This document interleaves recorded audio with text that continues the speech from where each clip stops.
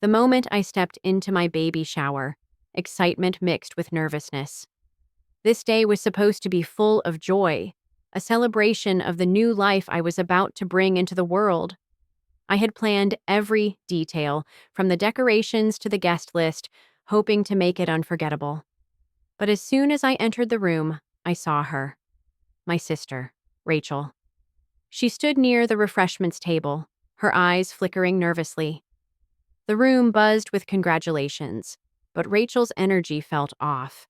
Tense, almost hostile. "Hey, you look amazing," she said, her smile cold, never quite reaching her eyes. I smiled back, but I felt the weight of something unspoken between us. I had spent so much time focusing on the happiness of the day, but I couldn't shake the sense that something was wrong with Rachel. She lingered near me, always too close, her eyes never leaving the necklace my husband had gifted me. The necklace meant everything to me, passed down through generations, a symbol of love and tradition. But Rachel didn't see it that way. I caught her eyeing it multiple times, her fingers twitching with barely contained desire. It hit me. Was she really thinking of stealing it? My heart sank as I caught her hand near my neck, fingers grazing the clasp. She was trying to take it. Panic gripped me. How could she betray me like this, especially today of all days? But this was my day. I wouldn't let her ruin it. I took a deep breath and approached her, my heart racing. "Rachel," I said, keeping my voice steady despite the storm inside. "What are you doing?" She froze, her surprise quickly masked by a shrug. "Oh, Amelia, relax. I wasn't doing anything." I could see the lie in her eyes. I stepped closer, my hand protectively on my necklace. "I saw what you were doing, Rachel. Don't lie." Her face hardened. "I wasn't trying to make you uncomfortable. It's just such a beautiful necklace. I was admiring it." I held her gaze, my voice trembling with emotion. "It's not just beautiful, Rachel. It's a family heirloom. It's been passed down for generations. Do you know what this means to me?" For a moment, I saw something flicker in her eyes. Guilt? But it vanished quickly, replaced by her usual coldness. "Oh, please," she sneered, stepping closer. "It's just a necklace. Why are you making such a big deal out of nothing?" The words cut deep. This was my sister, dismissing something I held so close.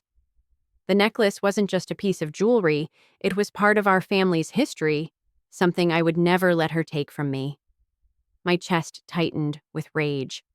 I had spent my life trying to be patient with Rachel, always the bigger person. But this? This was the final straw. "Rachel, you have no idea what that necklace means to me," I said, my voice sharp. "You don't get to just take it because you think it's pretty.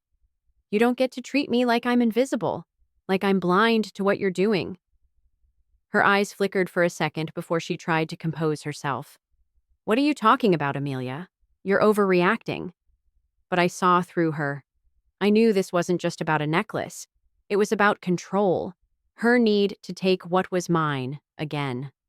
The necklace wasn't just a possession.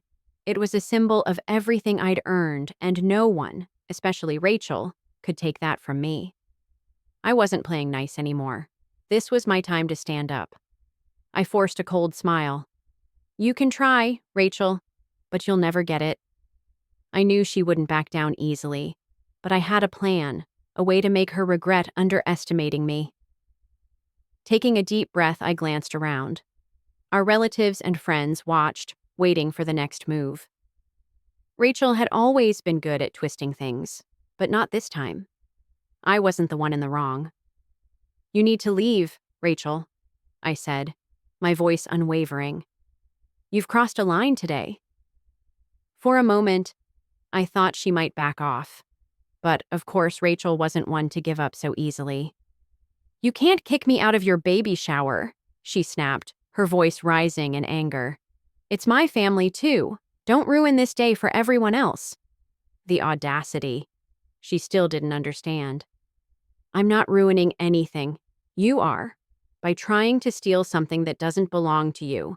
This isn't about the necklace. It's about respect, something you've never learned.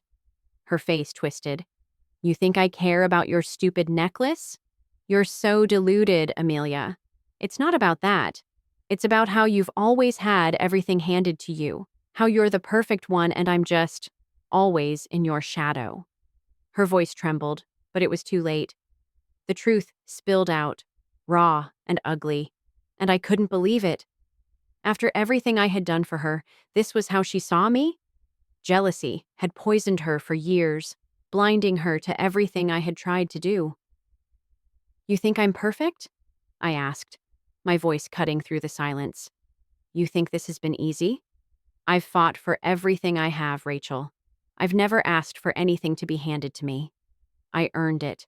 She searched the room, hoping for some support, but she knew she was losing.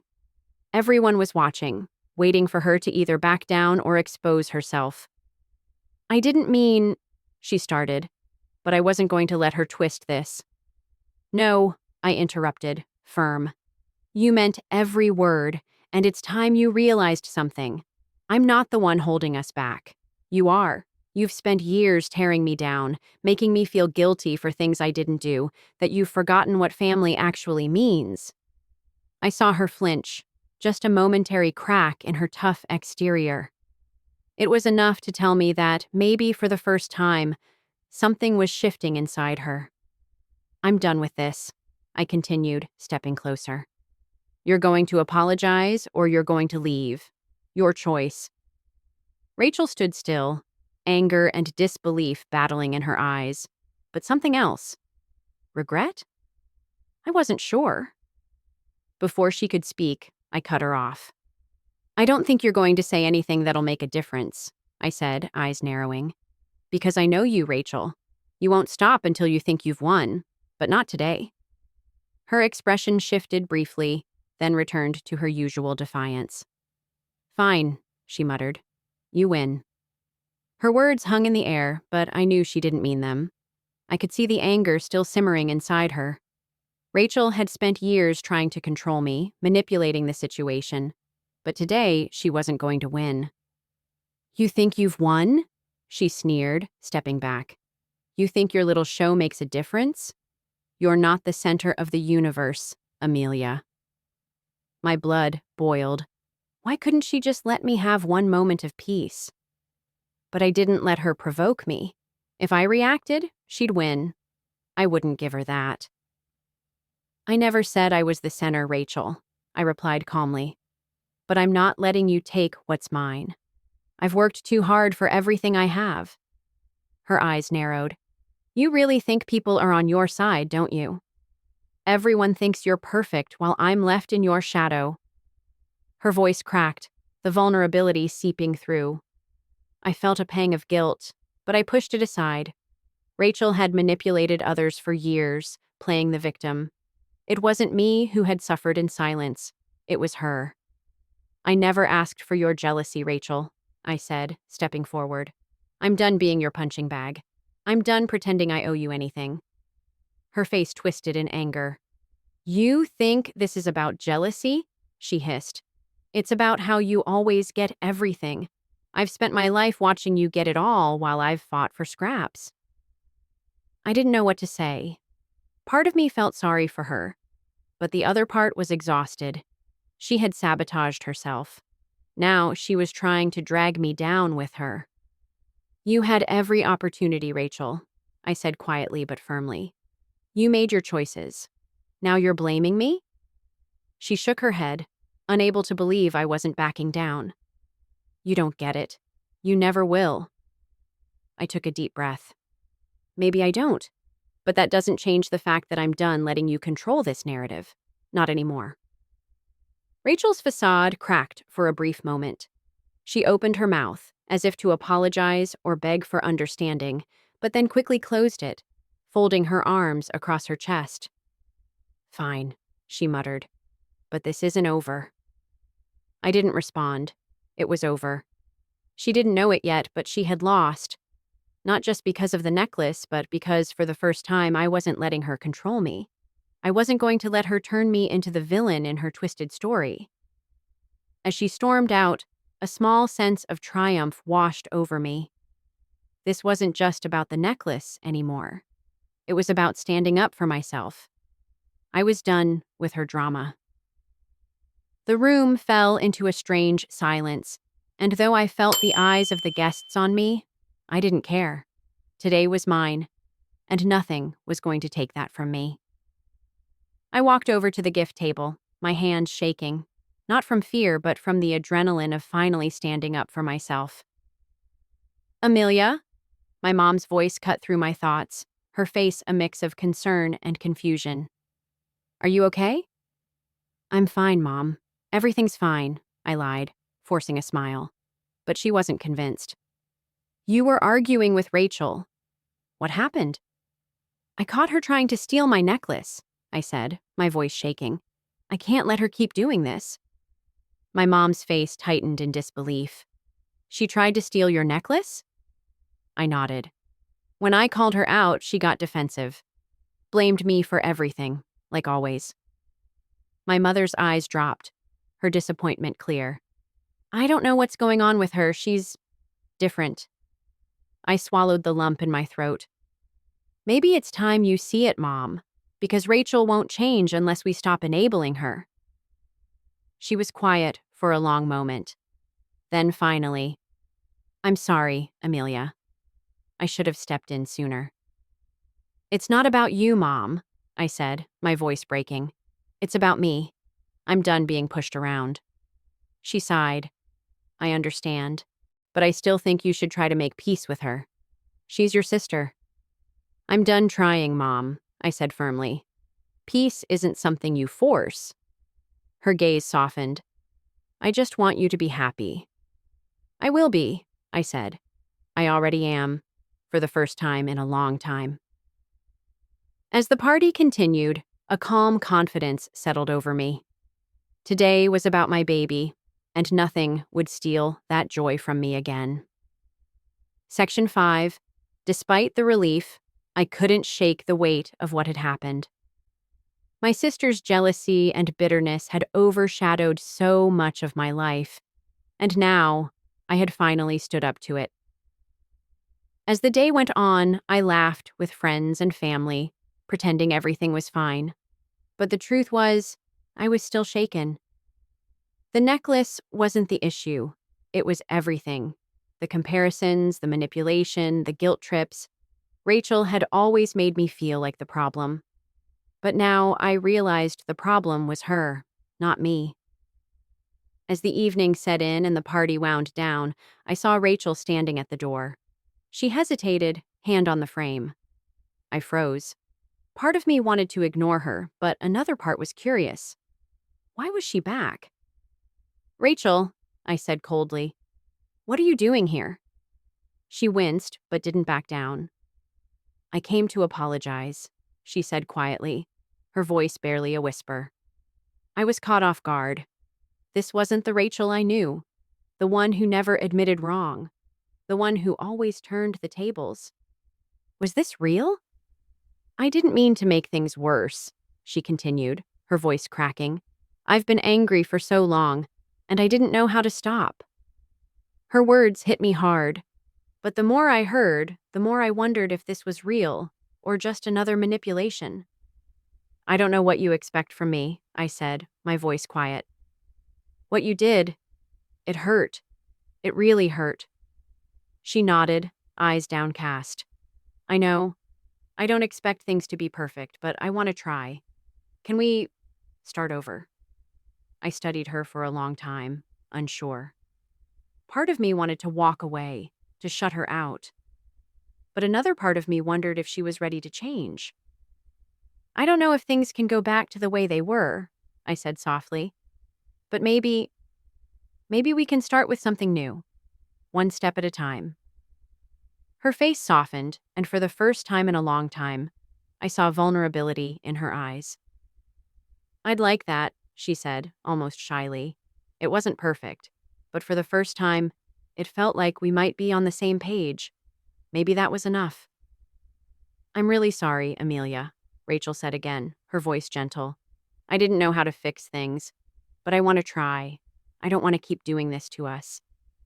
I wasn't sure what to make of it. After all these years of games and manipulation, was I ready to forgive her? I've been trying to do everything right, I said, my voice breaking. But you've pushed me away, and every time I try, you make me feel like I'm the bad guy. Rachel flinched at my words, her expression shifting in a way I hadn't seen before. For a moment, I wondered if she was hearing me, really hearing me, for the first time. I didn't mean to make you feel that way, she said, barely above a whisper. I was angry, but that's no excuse for how I treated you. I'm sorry, Amelia. I saw it in her eyes. Vulnerability. It was terrifying. After years of being the one who carried our relationship, was this real? Or was it another manipulation? I don't know if I can trust you again, Rachel, I said, my voice cracking. You've hurt me too much. I've spent years feeling like I wasn't good enough for you. I can't just forget that. She nodded, regret filling her eyes. I don't expect you to forgive me right away. I've always been jealous of you, Amelia, but that's my issue, not yours. Finally, I saw the truth. It wasn't about me. It was about the jealousy she had carried, poisoning everything. I don't want to carry this anymore, I said softly, but it's going to take time, and it's going to take more than just words. I understand, she said, almost desperately. I'll do whatever it takes. I promise. I wanted to believe her, but I couldn't rush this. I can't promise perfection, but I'm willing to try. Let's take it one step at a time, okay? Rachel nodded, a softness in her face that I hadn't seen in years. Okay, one step at a time. As she left, I didn't know what the future held, but for the first time, I felt a glimmer of hope. Session 7. The days after Rachel's apology were a mix of hope and doubt. I wanted to believe her, but after everything that had happened, it was hard. I spent most of my time focusing on my baby and my husband, trying not to fall back into the toxic cycle Rachel had created. But then I received a simple message from her. Can we talk? Part of me wanted to shut her out, but another part of me still hoped for something better. I replied, sure. What's on your mind?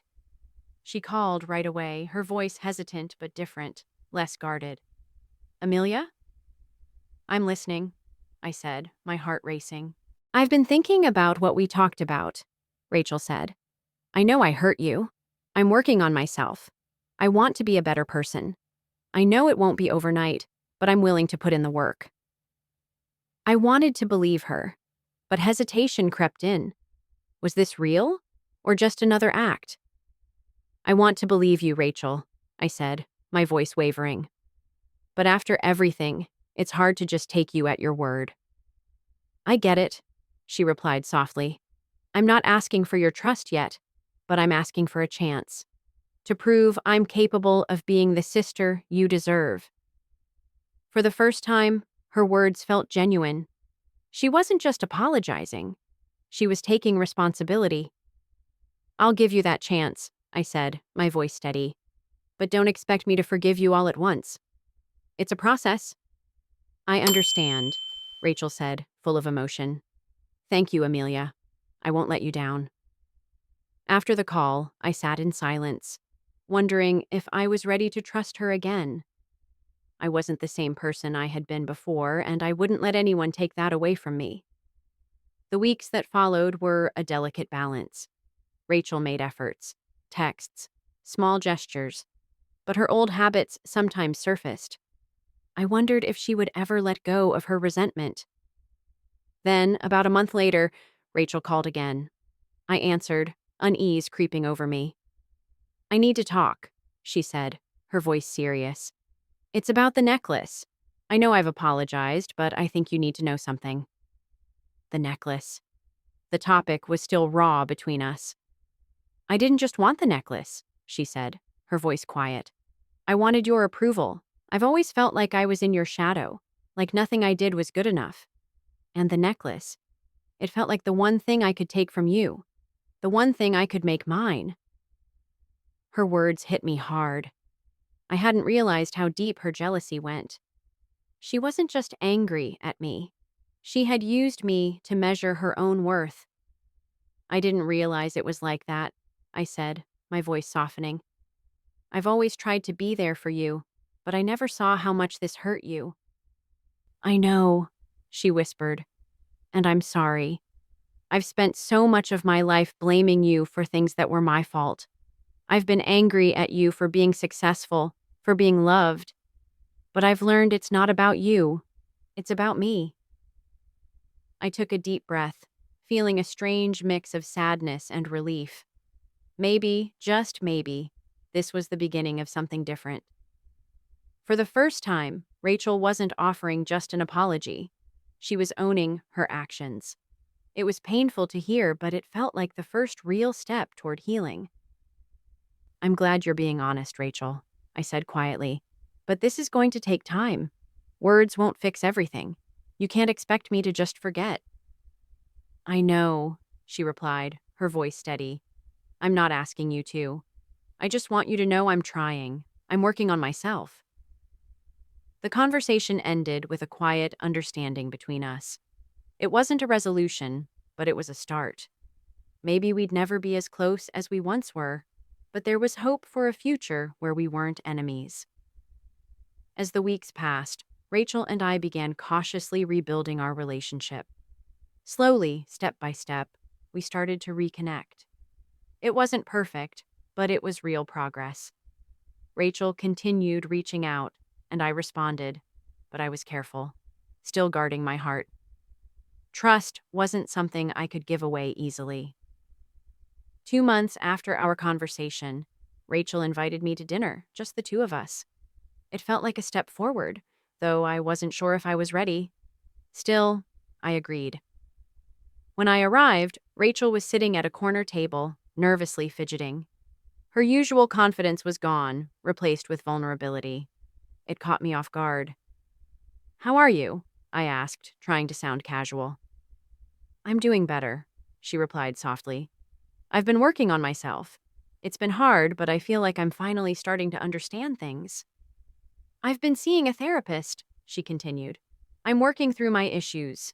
Everything. The jealousy, the resentment, all of it." I hadn't expected this. Hearing her acknowledge her struggles felt like a step I hadn't thought possible. But was it enough? Could I ever trust her again? "That's good, Rachel," I said. "I'm glad you're taking that step." She met my gaze, her sincerity evident. "I know I've hurt you.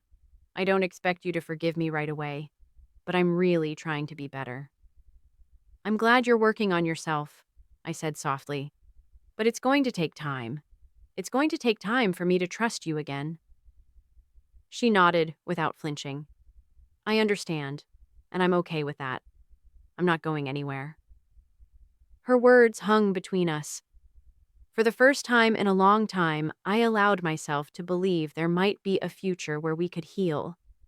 It wasn't a perfect ending, but it was a start. The following months were a whirlwind. Rachel and I continued to make progress, but there was always that uncertainty. Years of hurt couldn't be erased with a few conversations or therapy sessions. Still, Rachel was trying, and that was something I hadn't seen before. I had to admit it felt strange at first. When she called or texted, part of me wanted to shut her out, but I was determined not to repeat past mistakes. We couldn't let the walls between us grow again. One evening, I invited Rachel over to my house. I had spent the day preparing dinner, hoping for a normal, relaxed evening. No deep talks, no emotional baggage, just a simple meal between two sisters. When she arrived, she smiled nervously, commenting on the dinner. I laughed, trying to ease the tension. For the first time in ages, there was no underlying resentment, no unspoken words between us. We ate, we laughed, and for a few hours I allowed myself to forget the past and just enjoy the moment. But as the evening wore on, I felt a familiar unease. It wasn't Rachel's fault. It was mine. The old wounds hadn't healed as completely as I had hoped. there was still something unsaid between us. After dinner, we moved to the living room. Rachel seemed to be waiting for the other shoe to drop. She had made so much progress, but I wasn't sure if I was ready to open up the way she had. "I've been thinking," Rachel said, her voice tentative. "I don't expect everything to be perfect. I know I've hurt you, but I want to prove to you that I'm changing, that I'm really trying." "You've been trying, Rachel," I said quietly. "I see that. I appreciate it." It wasn't easy for me to say, but I needed to acknowledge her efforts. I couldn't pretend everything was fine, but I wasn't ready to give up on us, either. "I can't forget everything," I said softly. "It's going to take time, but I'm not giving up on us. I just need to take it one step at a time." Rachel nodded slowly, her eyes glistening. "I understand. I'm willing to do whatever it takes." In that moment, I realized I had been so focused on the past, on the pain and the betrayals, that I hadn't fully considered the possibility of rebuilding. Maybe we didn't need to go back to how things were. Maybe we just needed to keep moving forward, one step at a time. And for the first time, I felt like that was enough. The months passed, and Rachel and I continued to inch closer. We spent more time together, attended family events without drama, and shared small moments of laughter. It was a new chapter, but the past was never far behind. The ghosts of what we'd been through still lingered, but with each day, I felt a little more hopeful.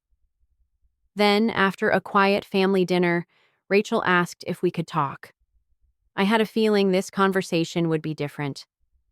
My heart raced as Rachel and I sat on the couch, the soft hum of the TV in the background. "I've been thinking," she started, her voice shaky, "about everything. I know I've apologized a lot, but there's something else I need to say." I braced myself. Was this another excuse, or would she finally explain herself? "I've been holding on to this for so long," Rachel continued, twisting her hands in her lap. "I've been jealous of you, angry at you. But the worst part is, I've never really been honest about how much I resented myself for it." My heart pounded. "What do you mean?" "I've spent years comparing myself to you, feeling like I always fell short. I resented you for having everything I wanted. Your life, your love, your happiness. But the truth is, I resented myself more. I hated the person I had become, and I took it out on you. I couldn't face that I wasn't happy with who I was." Her words hit me like a ton of bricks. For the first time, I saw the real Rachel, the one who wasn't hiding behind jealousy and bitterness. "I didn't know," I said softly, my heart heavy. "I didn't know it was like that for you." Rachel's eyes filled with tears. "I never wanted you to know. I didn't want you to see how broken I really was. I blamed you for things that were never your fault. I'm sorry." I reached out, taking her hand. "You don't have to carry that anymore, Rachel. You've punished yourself enough. It's time for both of us to start moving on." She squeezed my hand, voice barely above a whisper. "I don't deserve your forgiveness, but I hope you can see that I'm trying." For a moment, we sat in silence. I didn't know if we'd ever be the same, but maybe that didn't matter. Maybe what mattered was the future. A future where we tried to rebuild together. The days after Rachel's confession were filled with quiet relief, but also uncertainty. We'd made huge strides, but there was no guarantee of an instant bond. Still, we weren't pretending anymore. We weren't hiding behind old grudges. Rachel kept showing up. She came to my doctor appointments, helped with the baby's nursery, and brought small, thoughtful gifts when I was exhausted. I saw the change she promised. I stayed guarded, not ready to give everything, but I appreciated her efforts. It wasn't always easy. Old habits crept back, sarcasm in her voice when she didn't get her way, jealous glances when others paid attention to me. Each time I called her out, and each time she owned it, apologized, and we moved on. Slowly, I started to believe this was real change, not a sudden transformation, but a steady shift. Then, one evening, Rachel invited me out for dinner. Just the two of us. It was quiet, a small restaurant with a cozy atmosphere. She had been quiet throughout most of the meal, fiddling with her food, unsure of how to begin. "Amelia," she said, breaking the silence. "I've been thinking a lot about everything." I looked up, meeting her eyes. "What's on your mind?" "I think I've realized something," Rachel said, taking a deep breath. "All these years, I blamed you for my anger, my jealousy. I thought if I just had what you had, your life, your happiness, everything would be better. But I was wrong." I waited, sensing there was more. "I spent so much time wanting what you had that I never asked myself why I wasn't happy with myself. I thought I needed to be like you to feel complete, but I now realize that true happiness comes from within. It's not about what you have, it's about learning to love who I am." Her words hit me deeply. It wasn't just about our relationship, it was about her healing. Rachel was finally seeing that healing came from within, and not from comparing herself to me. "I'm proud of you, Rachel," I said softly. "You're starting to see who you really are." She smiled faintly, her eyes glistening with tears. "I'm trying, Amelia. I really am. I know it won't be easy. I've hurt you, and I don't expect everything to be fixed right away. But I want to try. I want us to build something real, something not based on jealousy or resentment." I reached across the table and took her hand. "I'm willing to try too, Rachel. It won't be easy, but we can figure it out, one step at a time." In that moment, a weight lifted from my shoulders. I wasn't sure what the future held, but for the first time, I felt a genuine sense of hope. We were moving forward, together.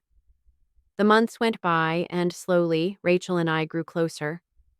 There were still moments of tension, but we were no longer pretending. We had both learned to love each other despite everything. Then, one Saturday afternoon, Rachel came over, a peaceful calm in her eyes. "I'm not perfect," she said with a gentle smile, "but I think I'm okay with that now." I smiled back. "I think we both are." She nodded.